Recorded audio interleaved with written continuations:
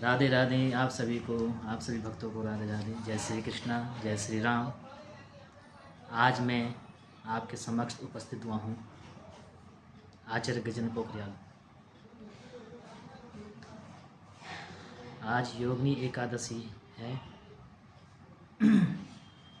और इस योगिनी एकादशी का व्रत या पूजन या तप जो करता है उसके समस्त पाप मिट जाते, समस्त पाप धुल जाते हैं।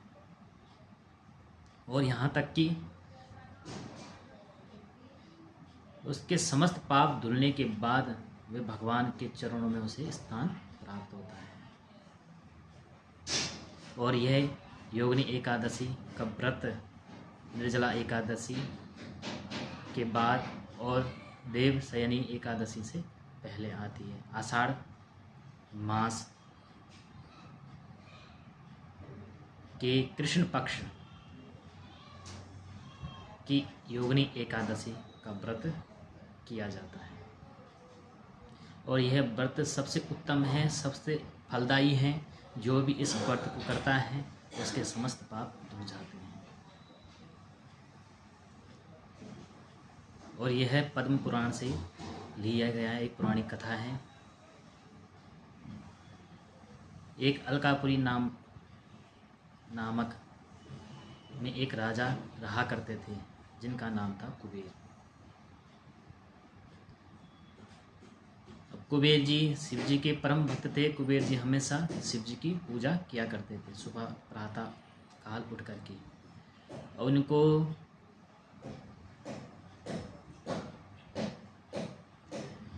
भगवान के लिए समस्त सामग्री इकट्ठा करनी पड़ती थी। लेकिन क्या, फूल देने के लिए उनके पास माली आया करता था। एक दिन क्या हुआ कि माली फूल चुगने के लिए गया, फूल लेकर के आया, लेकिन घर में आकर के अपनी पत्नी के साथ रमण करने लगा। इधर राजा उसकी राह देखते रहे, उसकी राह निहारते रहे, लेकिन वह माली फूल लेकर के नहीं आया। क्योंकि राजा सबसे पहले भगवान की पूजा करते और भगवान के चरणों में पुष्प अर्पित करते थे, तभी जा कर के उनकी पूजा सफल होती। राजा रहा, देखता रहा, राजा रहा, निहारता रहा, लेकिन इधर समय ऐसे ही बीतता गया और दोपहर आ गया। जब दोपहर आया तो इधर ना माली का आना हुआ और ना माली का पता। इधर सेवकों को बुलाया, कहा कि जाओ सेवकों, मेरा आदेश का पालन करो और जा कर के उस माली को मेरे पास लेकर के आओ। क्यों नहीं आया, क्या कारण है? इधर सेवक गए मालिक के घर पर, और मालिक के घर पर जैसे ही पहुँचे तो उन्होंने क्या देखा, बड़ा ही अचंभित दृश्य देखा। वह अपनी पत्नी के साथ रमण कर रहा है। जब यह दृश्य सेवकों ने देखा, सेवक आए राजा के पास और राजा से यह सब वृतांत सुनाया। राजा ने जब ऐसी बात सुनी तो राजा को क्रोध आया। राजा ने क्रोध में आकर के अपने सेवकों को आदेश दिया, जाओ उस माली को मेरे पास लेकर के आओ। माली को लेकर के आए राजा के पास, और इधर माली कांपता रहा। माली डर के मारे, भय के मारे वह निठुरता रहा, लेकिन वह माली के सामने कुछ नहीं बोल पाया। माली ने तुरंत उसको कोढ़ होने का श्राप दे दिया।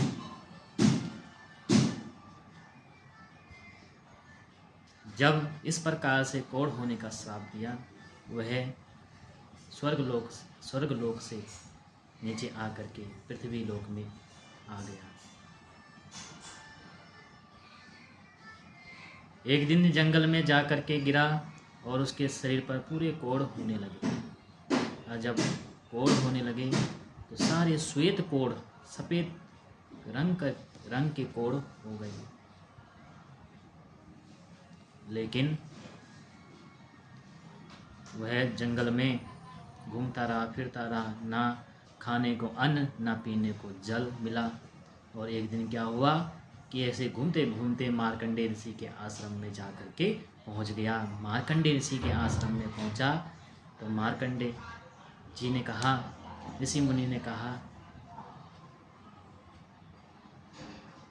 ये भक्त, तुम ऐसे क्यों पड़े हो, क्या कारण है? और तुम्हारे शरीर पे इतने कोढ़ हो गए हैं जिसके कारण तुम अपने पाप कर्मों को भोग रही हो, क्या कारण है? अपने पाप कर्म मुझे बताइए। पिछले जन्म में तुमने कौन सा कर्म किया, ऐसा कौन सा दुष्ट कर्म किया जिसके कारण तुम्हें कोढ़ होना पड़ा? जब मार्कंडेय ऋषि के पास माली ने अपना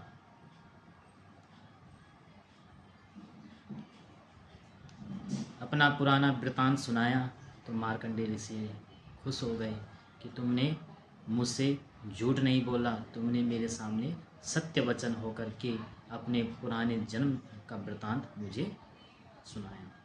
इसलिए मार्कंडेय ऋषि ने माली से कहा, मैं तुम्हें एक व्रत बताता हूँ, यदि तुम उस व्रत को पूरा करोगे तो तुम्हारा जो कोढ़ है वो सब समाप्त हो जाएगा। तुम्हारा जो रोग है, जो पीड़ा है, जो दर्द है, जो काष्ठा है, जो पाप कर्म किए हैं, ये समस्त पाप धुल जाएंगे। मार्कंडेय ऋषि ने कहा कि तुम योगिनी एकादशी का व्रत करना, और इस योगिनी एकादशी का जो व्रत करता है उसके समस्त पाप धुल जाते हैं।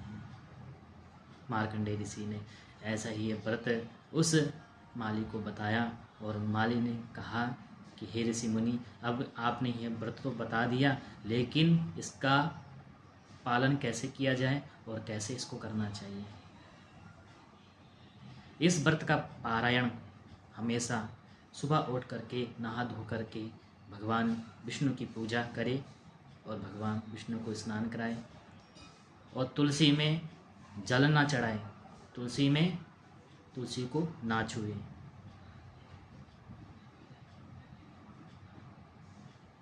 और इस व्रत का पारण करने के लिए रात्रि में एक बार दूध या फल खाए और अगले दिन सुबह उठ करके ब्राह्मणों को भोजन कराए और भोजन करने के बाद अपना पारायण करे, अपने आप भी भोजन करे।